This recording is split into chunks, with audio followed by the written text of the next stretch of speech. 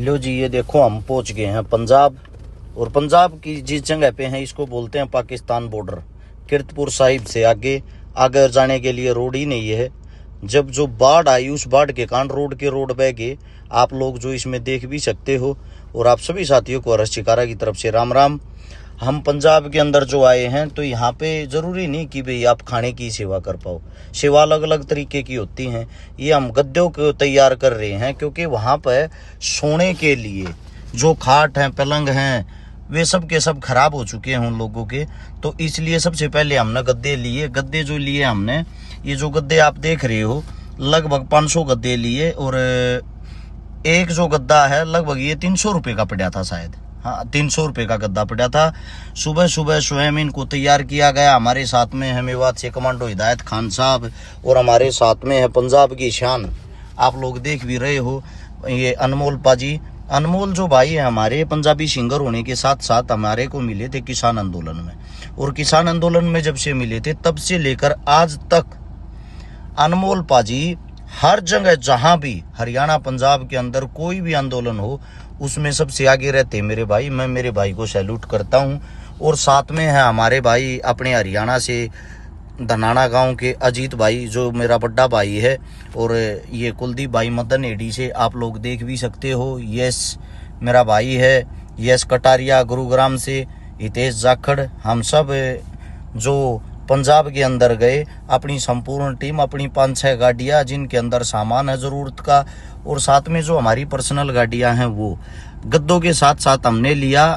एक तो कंबल लिए, कंबल से अलग हमने लिए तरपाल वो लिए जो काफ़ी स्ट्रोंग है, काफ़ी मजबूत हैं। तरपाल 500 प्लस थे शायद। तरपाल जो हैं एक तरपाल की कीमत थी 600 रुपये।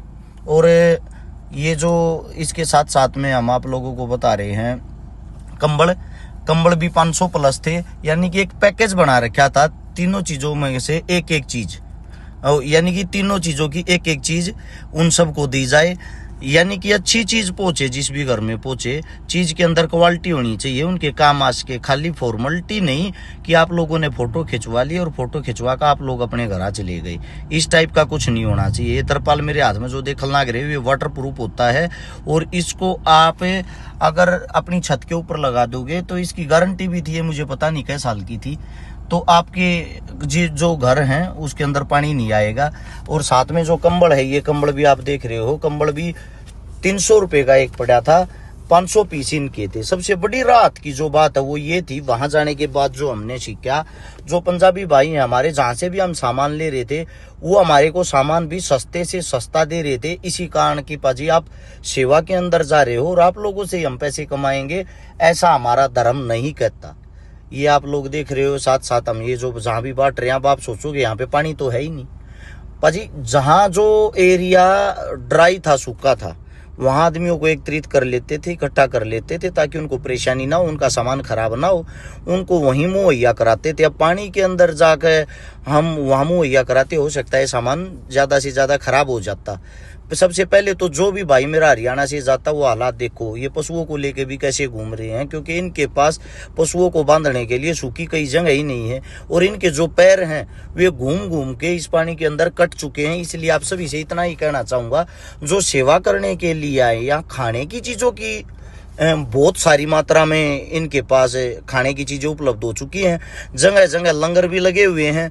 सबसे बड़ी जो चीज़ें हैं वो ये हैं, जो इनके काम आए वो चीज़ें आप लोग देने का कार्य करें ताकि ये इनको राहत मिल सके। जैसे कि इनको मेडिसिन की बहुत ज़्यादा ज़रूरत थी, सैनिटरी पैड की बहुत ज़्यादा ज़रूरत थी, साथ में ओडोमास की ज़रूरत थी, साथ में गद्दों की ज़रूरत थी, कंबल की ज़रूरत थी, इससे अलग तरपालों की ज़रूरत थी। यही चीज़ें हम लेके गए हैं। इससे दूसरा हम साथ में खाने का भी सामान लेके गए। हमारे साथ में जो मेवात की टीम है वो खाने का सामान साथ के साथ बांटती रही। ये आप आगे पीछे देखोगे, चारों तरफ अगर नज़र घुमा के देखोगे तो अंदाज़ा लगा सकते हो। यहाँ का पानी खुद बताते हैं कि इस टाइम पे 7 से 8 फुट पानी उतर चुका है, तब ये हालात हैं। अब सोचने की बात ये है, जो खेती करने वाले हैं, किसान हैं, उनकी फसल तो रही नहीं। अब फसल ही नहीं रही, उसके साथ साथ जो जल्दबाजी में यहाँ आ रहे हैं, वो एक बात सोच के देखो, इनके पास जो गेहूं होगा वो गेहूं भी नहीं बोया जाएगा, क्योंकि इतना पानी खड़ा हुआ है, जमीन खाली नहीं होगी, उस इतने पानी को सोख नहीं पाएगी। तो कैसे गेहूं बोएंगे। तो जल्दबाजी ना करें और इन रास्तों को बनाने के लिए जो किसानों के रास्ते हैं, खेतों के रास्ते खत्म हो गए, जो अभी आप लोगों को दिखाए थे, यहाँ पे 1 लाख रुपए की ये पर्ची कटवाई है हमने। ये इसीलिए कटवाई है ताकि 1 लाख रुपए का डीजल जो किसान भाई यहाँ सेवा देंगे उन रास्तों को बनाने के लिए, दोबारा से किसानी को जिंदा करने के लिए उनके काम ये डीजल आ सके। जैसा भी हमारे से होता मानवता के नाते करने की कोशिश करते हैं। और फिर इसके बाद थक गए थे, थकने के बाद यहाँ पर लंगर में आए, रोड के ऊपर लंगर लगा रखा था, स्वयं खाना बनाया और इसके बाद हम सब ने मिलके यहाँ पे खाना खाया। ये हमारी पूरी टीम आप लोग देख सकते हो। अब यहाँ से खाना खा के दोबारा चलेंगे इसके आसपास के गाँव में जहाँ पे हम रुके हुए थे। ये जगह जो अब है ये है बाबा डेरा नानक, गुरु बाबा डेरा नानक। और आप सभी साथियों को बता देते हैं, हेल्प करने वाले साथियों से इतना ही कहूँगा कि आप अपने सामान को उसी जगह पे पहुंचा के आए जहां जिनको नीड हो। अब ये देख रहे हो ये पानी भरा हुआ, वो पीछे जो गांव दिखाई दे रहा है उस गांव के अंदर हम जाएंगे। और ये अभी यहाँ के जो आदमी वो बता रहे थे कि 2 दिन पहले ये जो आपने अभी झोपड़ी देखी थी वे सारी की सारी डूबी हुई थी, वे भी दिखाई नहीं देती थी। ये उसी गांव में पहुंच गए हम, जो गांव अभी आपको वीडियो के अंदर हम लोगों ने दिखाया था। और यहाँ पे आके गुरुद्वारे के पास सभी को एकत्रित किया सूखे एरिया में, और जितने जो भी जरूरतमंद हैं उन सबको खाने के राशन के साथ साथ जो जरूरत की चीजें हैं वो चीजें हम सब ने मुहैया कराई। आप सभी साथियों को एक बात और भी बता देता हूँ, बहुत घने हरियाणा के गांव के ऐसे ऐसे आदमी हैं जिन्होंने सामान इकट्ठा कर रखा, अपने गांव की पंचायत ने मिलजुल के पैसे इकट्ठे कर रखे हैं। उन सभी से इतना ही कहना चाहूँगा, भाई मेरी बात को समझने की कोशिश करो। अगर आप पंजाब में किसी को नहीं जानते और आपको यही नहीं पता सामान कहाँ लेके जाना है, तो खाली ट्रैक्टर लेकर घर तक मत निकलो। ये आप सबसे आपका भाई हाथ जोड़ के रिक्वेस्ट करता है। मैं कभी गलत गाइड आप लोगों को नहीं करता, मैं आप लोगों को वही हालात वही चीज़ें बताता हूँ जो 100 की 100% ठीक होती है। हम मौके पे जाके उस बात का जायजा लेके तभी आप लोगों को बताते हैं। हम यहाँ पे पहुंच रहे हैं जहाँ पे यहाँ पे पूरे क्षेत्र में, पूरे एरिया में कम से कम हम घूमे होंगे 40-42 गाँव में।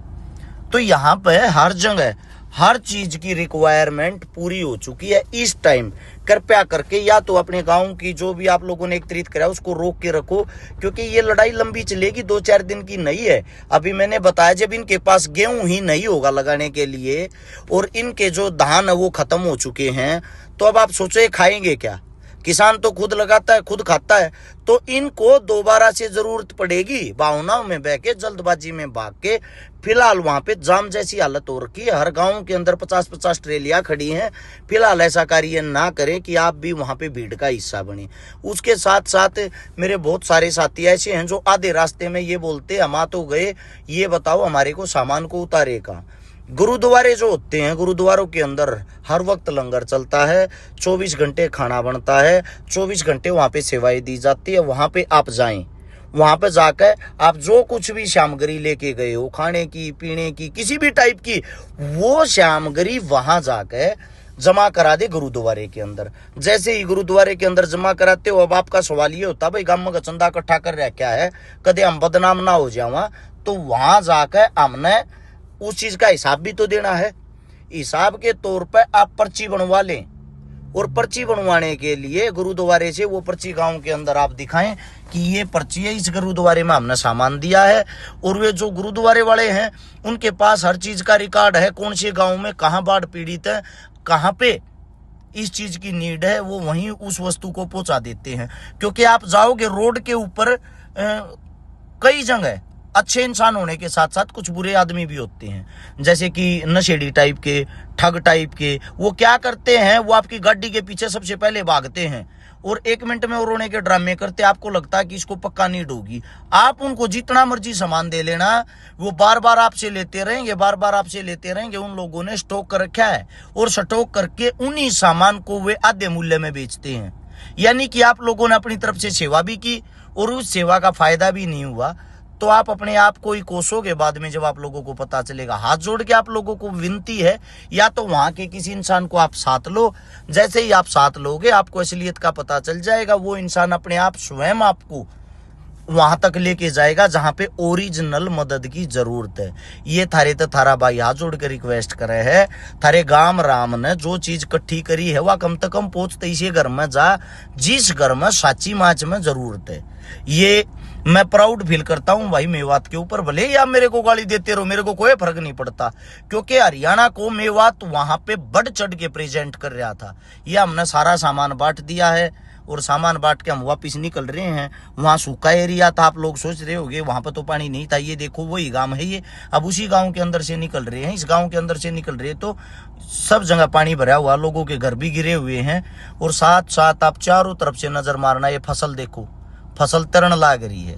यानी कि फसल नाम की तो कोई चीज थी या नहीं थी, वो रही ही नहीं। इसीलिए आप सभी को एक बात और भी बता देता हूं, हम आज वीडियो भी डाल देंगे। जिन भाइयों ने मना करते हुए भी हमारा सहयोग किया उन भाइयों का मैं धन्यवाद करता हूं। साथ में उन भाइयों के नाम और कितने रुपए का हमने क्या क्या बांटा सब दिखाएंगे। ये खाई हमने पंजाब में मेहनत करने के बाद आखिरी रोटी आज की। आप सभी को राम राम, बने रहो, अपने भाई पे विश्वास करते रहो, मिलजुल कर अच्छी मदद